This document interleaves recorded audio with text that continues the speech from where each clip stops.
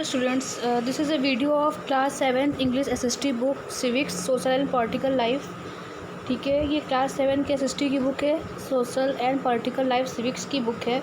तो इसका 1, 2 and 3 chapter हम लोगों ने कंप्लीट कर लिया था और अब हम लोग चैप्टर 4 के बारे में पढ़ेंगे। जैसा कि चैप्टर 4 का नेम है growing up as boys and girls. तो इस चैप्टर में हम लोग पढ़ेंगे कि किस तरह से डिस्क्रिमिनेट किया जाता है बॉयज़ एंड गर्ल्स के साथ। डिस्क्रिमिनेट मतलब होता है विभिन्नताएं, मतलब कि जिस तरह से अंतर किया जाता है। ठीक है, तो बीइंग अ बॉय और girl is an important part of one's identity. एक बॉय और गर्ल होना किसी के लिए एक इम्पॉर्टेंट आइडेंटिटी होती है, मतलब पहचान होती है। और जैसे जैसे जो ये सोसाइटी है, जब हम सोसाइटी में रहते हैं और जैसे जैसे हम बड़े होते हैं तो ये हमें सिखाता है कि मतलब क्या गर्ल्स के लिए एक्सेप्ट किए जाते हैं, कैसे बिहेवियर गर्ल्स के लिए एक्सेप्ट किए जाते हैं, कैसे बॉयज़ के लिए किए जाते हैं। गर्ल्स क्या कर सकती हैं, क्या नहीं कर सकती, बॉयज़ क्या करते हैं। और हमें ये भी बताया जाता है कि हर एक जगह हर एक मतलब बॉय और गर्ल के लिए एग्जैक्ट मतलब एक जैसा नहीं है। But to all societies look at boys and girls in the same way. क्या ये जो सोसाइटी है ये बॉय और गर्ल को एक वे में एक तरह से देखती है। We will try and answer this question in this chapter. तो इस चैप्टर में हम सब मिला के डिस्क्रिमिनेशन के बारे में देखेंगे कि कैसे बॉय एंड गर्ल में डिस्क्रिमिनेशन किया जाता है, कैसे घर के काम को कोई वैल्यू नहीं मिलती है और जो डोमेस्टिक वर्क लेडी करती हैं उनके काम को वैल्यू नहीं मिलती, जो बाहर का काम करती हैं, ऑफिस वर्क या जॉब करती हैं, उनके काम को काम माना जाता है। तो बस इसी के बारे में हम लोग इस चैप्टर में पढ़ेंगे। तो यहाँ पे है 2 जगहों के बारे में पढ़ेंगे, प्लेस है। तो growing up in Samoa in the 1920s। The Samoan island जो है एक आइलैंड है समोया, यह एक बहुत छोटे छोटे आइलैंड्स का पार्ट है। ठीक है, मतलब are a part of a large group of small island. ठीक, मतलब इन पे बहुत सारे स्मॉल छोटे छोटे आइलैंड है। Southern part of the Pacific ocean के सदर्न पार्ट में है। 1920 में एक रिसर्च के अकॉर्डिंग यहाँ पे society children did not go to school. बच्चे स्कूल नहीं जाते थे। वे बहुत सी चीज़ों को किससे सीखते थे, घर पे रह के सीखते थे, बच्चों की केयर करते थे और घर के कामों को मतलब अपने छोटे भाई बहन की केयर करते थे और घर के कामों को सीखते थे। ठीक है, फिशिंग उनका बहुत इंपॉर्टेंट एक्टिविटी होता था इस आइलैंड पे रहने वाले लोगों का। और जो young people there for learn to undertake long fishing expedition, मतलब कि जैसे जैसे लोग बड़े हो जाते थे या बड़े होते थे बच्चे, वैसे वैसे वो फिशिंग करना सीखते थे, मतलब काफ़ी उसमें एक्सपर्ट हो जाते थे। But they learn these things at different parts in childhood, मतलब ये बचपन से ही हर एक अलग अलग एज में अलग अलग चीज़ें सीखते थे। जैसे कहने का मतलब है जो फिशिंग का होता था कि किस एज के बच्चे कितनी दूरी तक जाएंगे फ़िश पकड़ने के लिए, कहाँ पे पकड़ेंगे, क्या करेंगे, तो ऐसा फिक्स होता था। ठीक है, फिर है कि as soon as babies could walk, जैसे ही बच्चा वॉक करने लगता है, जो देयर मदर्स होती है या और अदर एडल्ट जो होते हैं उनकी काफ़ी उनका मतलब देख रेख करना बंद कर देते हैं। ठीक है, older children of the young age 5 years old, मतलब ओल्डर चिल्ड्रन किसको माना जाता है, जब बच्चा 5 years ओल्ड 5 साल का हो जाता था तो उसे कुछ चीज़ों की अपनी रिस्पॉन्सिबिलिटी खुद लेनी पड़ती थी। 5 साल का होने पर उसे अपने छोटे भाई बहन या सिबलिंग्स की केयर खुद करनी पड़ती थी। और जब बॉय 9 ईयर का हो जाता था तो उन्हें अपने बड़े भाई के साथ क्या सीखना होता था, फिशिंग का जॉब सीखना होता था और कोकोनट की प्लांटिंग सीखनी होती थी। कहाँ की बात कर रहा है, समोयन की बात कर रहा है, पैसिफिक ओशन में आइलैंड है। और गर्ल्स उसके बाद भी इन लोगों को कंटिन्यू अपने घर में छोटे भाई बहन की केयर करनी होती थी और एडल्ट्स के अकॉर्डिंग कार्य करना होता था। ठीक है, but once they become teenagers, और जैसे जैसे वो जवान हो जाते थे या बड़े हो जाते थे तो उन्हें काफ़ी फ्रीडम हो जाती थी। और 14 एज का होते होते जो गर्ल्स भी होती थी वो भी फिशिंग के लिए जाती थी। ठीक है, और प्लांटेशन के लिए भी लर्न करने के लिए कि और भी क्या सीखती थी वो 14 ईयर्स के होने के बाद, कि बास्केट को वीव कैसे करते हैं। Cooking was done special cooking house, और कुकिंग कहाँ होता था, स्पेशल कुकिंग हाउसेज में होता था जहाँ पे बॉयज़ ही ज़्यादा काम करते थे और गर्ल्स उनकी सिर्फ हेल्प करती थी प्रिपरेशन में। ग्रोइंग अप मेल इन मध्य प्रदेश की बात करें 1960 की, जो ये चीज़ें बताई गई है मतलब मध्य प्रदेश के बारे में, मध्य प्रदेश के छोटे से गांव के बारे में 1960 के बारे में है, मतलब 1960 के समय का है। फ्रॉम क्लास 6 ऑनवर्ड्स, यहाँ पे मतलब स्मॉल टाउन में मध्य प्रदेश के 6 के बाद बच्चे बॉयज़ एंड गर्ल एक साथ स्कूल में नहीं पढ़ सकते, उनके लिए अलग अलग स्कूल डिज़ाइन किए होते हैं। जो गर्ल्स के स्कूल होते हैं चारों तरफ से कोर्टयार्ड मतलब कि दीवार से ढके हुए होते हैं ना, और काफ़ी इन्हें फ्रीडम नहीं मिलती है स्कूल में खेलने कूदने के लिए। और जबकि जो लड़कों के स्कूल होते हैं उनके चारों तरफ ऐसे दीवारें, मतलब कहने का मतलब है कि जैसे ये स्कूल है अगर, तो स्कूल की चारों तरफ दीवारें रहती थी, पैक रहती थी, इनको ज़्यादा खेलने की जगह नहीं मिलती थी। ठीक है, बॉयज़ के स्कूल में ऐसा नहीं होता था। Every evening one school was over, जब स्कूल ख़त्म होता था तो बॉयज़ क्या है कि गली मोहल्ले में जो नाचते खेलते कूदते हुए मस्ती करते हुए घर जाते थे, लेकिन जो लड़कियों से सपोर्ट एक्सेप्ट किया जाता था कि वह स्कूल से निकलें और सीधा घर में जाएं। ठीक है, और जनरली जब घर लड़कियां चलती थी रोड पे तो हमेशा ग्रुप में चलती थी, जिससे कि उन्हें डर रहता था कि उनके साथ कुछ गलत ना हो जाए, कोई उन पर अटैक ना कर दे। ठीक है, आफ्टर रीडिंग 2 एग्जाम्पल अबव, इस 2 एग्जाम्पल को पढ़ने के बाद हम रियलाइज़ करते हैं कि कैसे अलग अलग तरह से ग्रोइंग का मतलब कैसे बॉयज़ एंड गर्ल्स में विभिन्नताएँ की जाती हैं। Often we think that there is only one way in which children grow up. This is because we are most familiar with our own experience. If we walk to elders in our family, we will see that their childhoods were. और कहने का मतलब है कि हमें बहुत दूर जाने की ज़रूरत नहीं है। जब हमारे जो घर के सबसे एडल्ट होते हैं, जो सबसे एल्डर या आपके ग्रैंडफादर या फादर या मदर होती हैं, जब हम उनके बचपन को अपने बचपन से मैच करते हैं तो उनके बचपन काफ़ी टफेस्ट होते हैं, मतलब काफ़ी कठिनाइयों से भरे होते हैं। लेकिन अभी हम लोगों के जो बचपन है वो छोटे हैं, मतलब छोटे मतलब क्या है, इतने उन लोगों की तरह टफ़ नहीं होते थे, काफ़ी इजी हो गए हैं। फिर है कि we also realise that societies make clear distinction between boys and girls. जो सोसाइटी में बॉयज़ एंड गर्ल्स के लिए अलग अलग चीज़ें फ़िक्स की गई हैं। ठीक है, ये कहाँ से शुरू हो जाता है, छोटे से एज से ही शुरू हो जाता है। एग्जांपल लेते हैं कि उन्हें बॉयज़ एंड गर्ल्स को प्ले करने के लिए अलग अलग टॉयज़ दिए जाते हैं। बॉयज़ को कार दिया जाता है, गर्ल्स को डॉल दिया जाता है।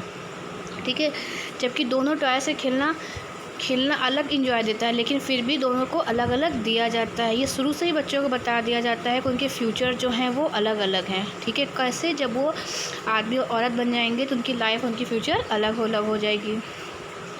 वैसे देखने को तो चीज़ें बहुत ही स्मॉल डिफरेंस है, लेकिन ये हम बहुत दूर तक लेके जाती है, जो हम इस पर हमारा पूरा फ्यूचर डिपेंड रहता है।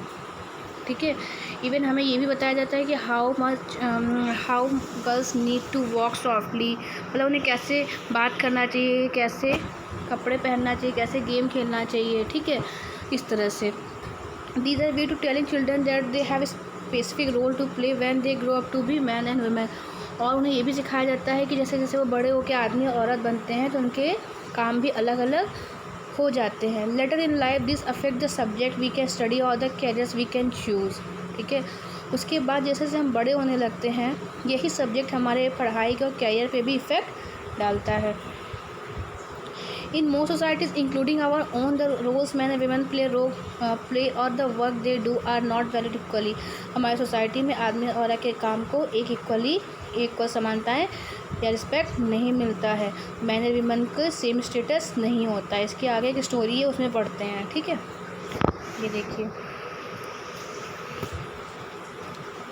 My mother does not work. देखिए, इसमें कहने का मतलब एक लड़की है जो अपनी मम्मी से कहती है कि हमें स्कूल में जाना है सैर के लिए, तो अपनी मम्मी को साथ लेके चलती है, तो उसकी मम्मी मना कर देती हैं। फिर वो बोलती है कि हरमीत उसके कोई नेबर वगैरह में होगा, कि उसकी जो मम्मी है वो हमेशा चली जाती हैं क्योंकि वो काम नहीं करती हैं।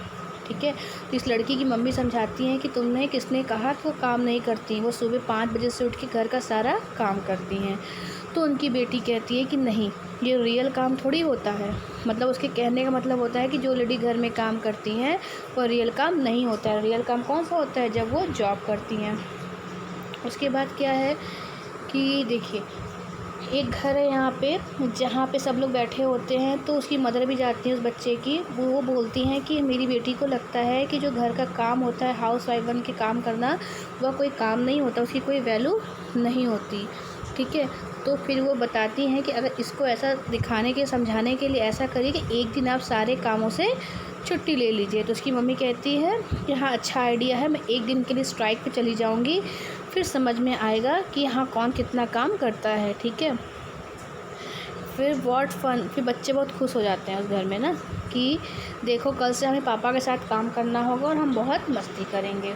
फिर देखिए क्या होता है, नेक्स्ट मॉर्निंग 7:30 AM, 7:30 बजे सुबह फादर बोलते हैं समय देखो, मेरा ब्रेकफास्ट कहाँ है, चिल्ड्रन रेडी हैं कि नहीं रेडी हैं। तो मम्मी बोलती है, उसकी वाइफ बोलती हैं कि शायद तुम भूल गए, मैं स्ट्राइक पे हूँ और मंगला जो उनकी काम करने वाली वो भी छुट्टी पे है। तो फादर बोलते हैं कि ओ नो, बस भी आ गई है, बच्चों को बस आ गई है, बस छूट जाएगी और शायद मुझे आज बच्चों को कार से ड्राइव करना पड़ेगा। ठीक है, तो फिर उसके फादर बोलते हैं बच्चे से जल्दी करो, ठीक है, और पंप ऑन कर देना। पंप मतलब वाटर, जो पानी भरने वाला होगा उसको ये बात कर रहा है। ठीक है, तो उसकी मदर स्ट्राइक पे इसलिए जाती है क्योंकि उनके बच्चों को लगता है कि मम्मी तो घर का काम करती हैं, वो कोई काम नहीं होता है। ठीक है, उसकी कोई वैल्यू नहीं होती है। But what about the kids lunch box, oh no forget about that. फिर मदर पूछती हैं कि लंच बॉक्स के बच्चे का क्या हुआ। तो फादर बोलते हैं वो तो मैं भूल गया। फिर बोलते हैं I will give you some money, just buy something from the canteen today. मैं तुम्हें कुछ पैसे दूंगा, तुम स्कूल के कैंटीन से कुछ खरीद के खा लेना। तो बच्चे बोलते हैं माँ ऑलरेडी गिव अस, मम्मा ने हमें ऑलरेडी पैसे दे दिया है। फिर वापस शाम में 6 बजे डिंग डोंग बेल बजती है और जिसके फादर हैं घर आते हैं, बोलते हैं मैं बहुत थक गया हूँ, क्या मुझे कुछ टी मिलेगी या चाय मिलेगा। फिर वो बोलती हैं कि मैं स्ट्राइक, वो फिर खुद ही बोलता अच्छा हाँ मैं तो भूल गया था कि तुम स्ट्राइक पे हो, मैं खुद से ही बना लूँगा। फिर और उसके बाद जब वो रूम में जाते हैं तो देखते हैं कि घर कैसा दिखता है। ऐसा लगता है जैसे घर में कोई बहुत बड़ा आंधी तूफ़ान आया रहता है, मतलब कहने का घर में बहुत फैला हुआ रहता है। तो मदर बोलती है कि तुम क्या एक्सेप्ट करते हो, जैसे तुम सुबह घर छोड़ के जाते हो शाम तक वैसे ही रहता है। कहने का मतलब है कि बच्चे इतना फैलाते हैं, सामान इधर उधर करते हैं, तो घर को मेंटेन भी वो करती है, इसलिए उसको पता नहीं चल पाता है। ठीक है, आगे देखिए। फिर चाय बनाने के जाते तो इनको चाय पत्ती नहीं मिलती है। ठीक है, इनके फादर को। तो फिर इनकी मदर बोलती हैं कि अब मुझे भरोसा हो गया कि इन लोगों को, सबको, बच्चों को, मेरे हस्बैंड को पता चल गया होगा कि अकेले घर में जो औरत रहती है वो कैसे काम करती है, कैसे घर को मैनेज करती है। उसके बाद ये बोलती है कि अभी मैं जा रही हूँ इन लोगों को बताने कि इनके चाचा जी और चाची जी डिनर पे आ रहे हैं, मतलब इन्हीं को खाना भी रात का बनाना होगा। ठीक है, फिर देखिए वैल्यूइंग हाउस वर्क। इस तरह से हमने देखा कि दोनों फैमिली में किस तरह से मतलब घर के काम को रियल वर्क नहीं माना जाता है। ठीक है, और across the world the main responsibility of house work, मतलब पूरे दुनिया में क्या हर एक जगह के घर पे ये जो घर की देख रेख करना, साफ़ सफाई करना, ये सब काम किसके लिए, बच्चों की देख रेख करना, बीमार व्यक्ति की देखभाल करना, ये सब विमेन के कार्य के अंतर्गत आता है। Yet as we have seen the work that women do within the home is not recognised as work. और जनरली हम देखते हैं कि ऐसे काम जो औरतें घर पे करती हैं उन्हें काम नहीं माना जाता है।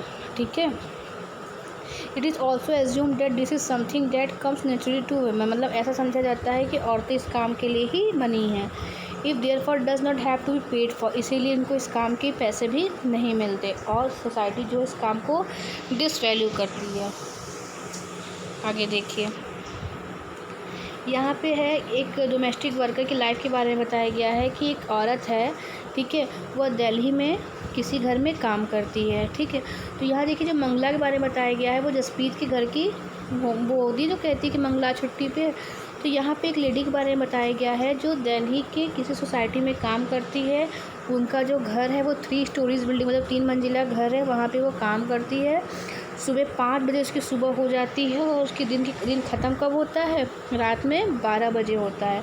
सुबह उठने के बाद उसे ब्रेकफास्ट में क्या मिलता है, 1 कप चाय और 2 सूखी हुई रोटी। ठीक है, उसके बाद उसका काम किचन से लेके मतलब पूरे घर में सब कुछ देख रेख करना होता है। वो बताती है कि उसके साथ 2 लड़कियां और भी काम करती हैं जिनको भी खाने के लिए बस सुबह चाय और 2 रोटियां मिलती हैं, और अगर उन्हें 2 से अधिक रोटियां चाहिए होती हैं तो 3rd रोटी उन्हें कभी भी नहीं मिलती है।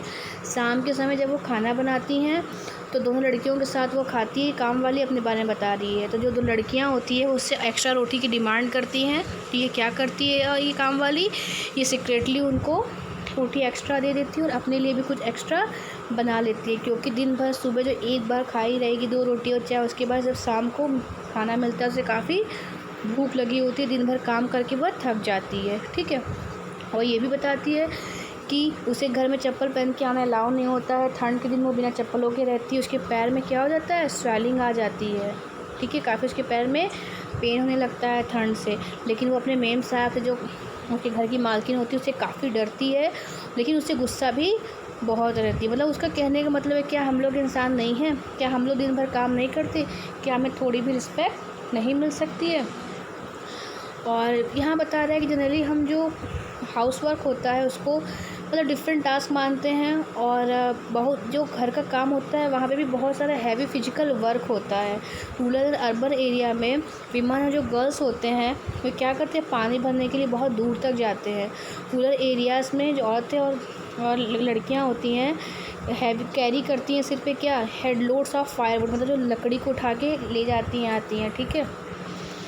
फिर देखिए task like washing, clothing, cleaning, sweeping and picking up, और क्या क्या काम करती हैं, कपड़े धोने का, साफ़ सफाई का, झाड़ू पोछे का, हर एक काम वो करती हैं। बहुत सारे घर का काम भी करती हैं और साथ साथ बाहर का काम भी करती हैं। और वो बोलती हैं कि घंटों खड़े होकर स्टोव के सामने खाना बनाना भी बहुत मुश्किल होता है, ठीक है। और जो औरतें काम करती हैं वो काफ़ी स्ट्रीनियस और फिज़िकली डिमांडिंग होता है, मतलब काफ़ी मेहनत वाला वर्क होता है, ठीक। And the aspect of household and caregiving that we do not recognize it, that it is easy to consuming. In fact, if we add up the housework and the work women do outside the home, कहने का मतलब है कि जो औरतें घर के बाहर काम करती हैं उन्हें घर से वापस आने के बाद भी उनसे उम्मीद वही की जाती है कि वो घर आके घर का डोमेस्टिक वर्क भी करें, जबकि जो आदमी होते हैं वो काम करके जब वापस आते हैं तो क्या होता है, वे आराम करते हैं। और एक रिसर्च में ये भी देखा गया है कि जो औरतें घर और बाहर मतलब बाहर का जॉब भी करती हैं घर में भी करती हैं, वो ऑफिस से या ऐसे हॉलीडे छुट्टियां कम लेती हैं, उनके लिए लेज़र टाइम भी कम होता है, ठीक है। आगे देखिए विमेन वर्क एंड इक्वालिटी देखते हैं। As we have seen, the low value attached to women's household and caregiving work is not an individual or family matter. It is a part of larger system of inequality between men and women. It therefore has to be dealt with through action, not just at the level of individual or the family, but also by the government. कहने का मतलब है कि पहले ये सब बहुत ज़्यादा थी और धीरे धीरे यहाँ पे जो हमारा गवर्नमेंट है वो काफ़ी इसके लिए सीरियसली ले रहा है, मतलब काफ़ी कॉन्शियस हो गई है। किस लिए? ताकि समाज में आदमी औरत या लड़के लड़कियों के बीच इक्वालिटी हो सके। और जो इक्वालिटी है वो भी हमारे कॉन्स्टिट्यूशन संविधान का एक इम्पॉर्टेंट प्रिंसिपल है, ठीक है। द कॉन्स्टिट्यूशन कहता है कि समाज की नज़रों में आदमी और औरत बराबर है, दोनों को डिस्क्रिमिनेट नहीं किया जा सकता उनके सेक्स के अकॉर्डिंग, मतलब कि ये लड़के या लड़की के अकॉर्डिंग उनमें अलग विभिन्नताएँ नहीं की जाती है, ठीक है। गवर्नमेंट बहुत सारे एक्शन ले रही है ताकि इस चीज़ों को सोसाइटी से ख़त्म किया जा सके। और जो औरतों पे बर्डन है चाइल्ड केयर का, हाउस होल्ड वर्क का, उसको भी कम किया जा सके। मतलब ऐसा ना माना जाए कि सिर्फ औरतें ही बनी हैं घर के काम करने के लिए या बच्चों को संभालने के लिए, ठीक है।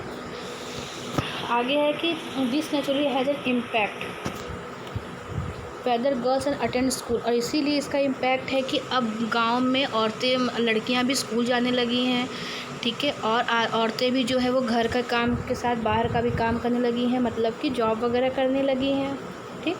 और द गवर्नमेंट है सेटअप, गवर्नमेंट ने बहुत सारे आंगनवाड़ी और चाइल्ड केयर सेंटर भी ओपन करके रखा है अलग अलग गाँव में, ठीक है। और गवर्नमेंट ने लॉ भी पास कर रखा है, ठीक है। और उन्होंने फ़िक्स भी कर दिया है, मैंडेटरी मतलब फ़िक्स कर दिया है कि किसी भी कंपनी में किसी भी जगह 30 मतलब कहीं भी जहाँ एम्प्लॉय होंगे वहाँ 30 विमन होंगी। मतलब अगर आपको 100 एम्प्लॉय रखना है तो 30 विमन होंगी, 30 औरतें रखी जाएंगी, ठीक है। तो it also make it possible for more girls attend school, और इससे क्या हो गया कि औरतों का या बच्चों का, लड़कियों का स्कूल जाना भी काफ़ी बढ़ गया। तो बस ये चैप्टर यहीं पे कंप्लीट हुआ, ठीक है। आप इसे पढ़िए और रिवाइज़ करिए।